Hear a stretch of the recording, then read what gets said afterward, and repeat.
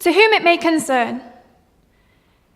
It feels weird to be writing so formally, after the 10 Christmases we've spent and the birthday presents you've sent me, but it felt like poetry was the only language that we might both speak. So I could say thank you in both human and pig. I'm just sorry that it took me this long. My family aren't big talkers.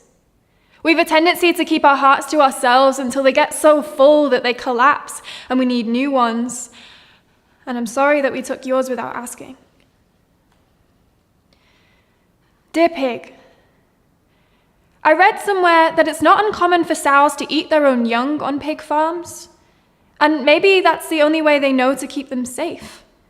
To take them back inside and hope that next time might be better. And while I'd never eat you, I'd tear you apart myself to stop my mother from crying. I don't know what they did with the rest of you. If you're now a series of miracle pig uncles, a whole race of sphinx-like pig woman angels, I hope so. And while it would be naive to say you were born again, your body turned into 10 more years of family. And I think I'd like to die like that. Dear Pig, sometimes there's a hole in my chest too. Do you think we feel the same? Dear Pig, if you'd sat by my uncle on a quiet afternoon, you'd have heard the soft whirring of his mechano insides, that farmyard sci-fi tick, tick, tick. Mum joked he was a cyborg, but he was evolution. One step closer to 100% you, 100% prime, lean peacefulness. And while it was a sound that I know you never got to hear, my uncle sounded like you, Pig. And I wanted you to know that. When my uncle's porcine song stopped ticking, my cousins made his ashes into jewelry and they wore them so that he could be everywhere they were. Pig and man, inseparable now. Indistinguishable. And so loved. My name is Maddie Haynes, and this poem is called Letters to the Pig Whose Heart Valve Was Transplanted for My Uncles. So about 10 years ago, my uncle was really ill, and he basically ended up having to have part of his heart transplanted for a pig heart, which was still quite new back then.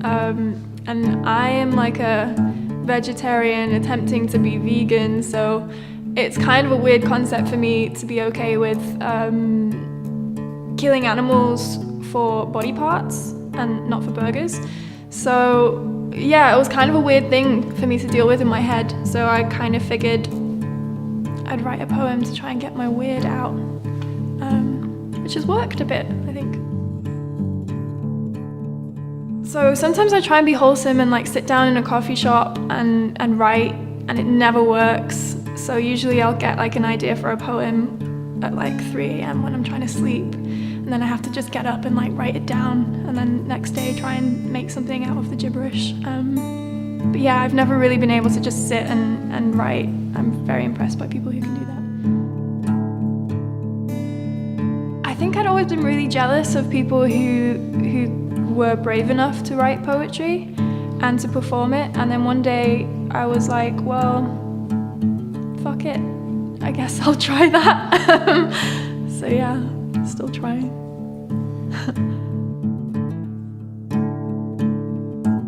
Yes, always. Yeah, a big dream of mine at the moment would be to like put together a kind of long form show.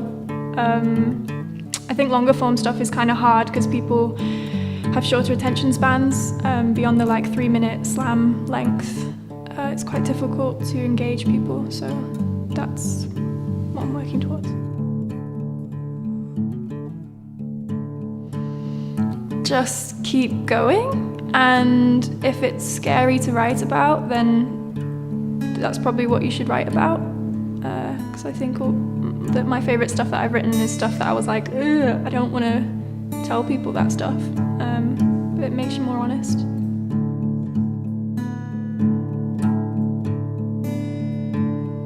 A couple months ago, a girl just randomly messaged me and she'd seen a poem that I'd performed, and she just wanted to tell me that it meant a lot to her, and that was really nice because no one had done that before.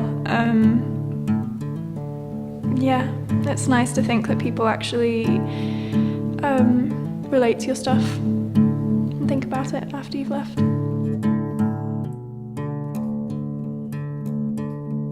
I don't know. Probably Cupsy. A couple of years ago, that was definitely the wildest poetry experience I've ever had, because the American slam scene is just nuts, and I love it. I love the crowds there, that you get up on stage and they're like, yeah, poet, go in! Super into that.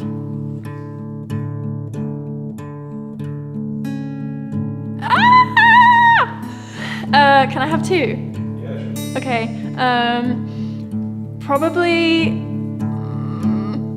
Probably Jaws, and oh no, I'm gonna say Blade Runner, even though I hate myself for saying it. They're both very I've betrayed the women of the film, but I guess Blade Runner and Jaws, because I'm an old man.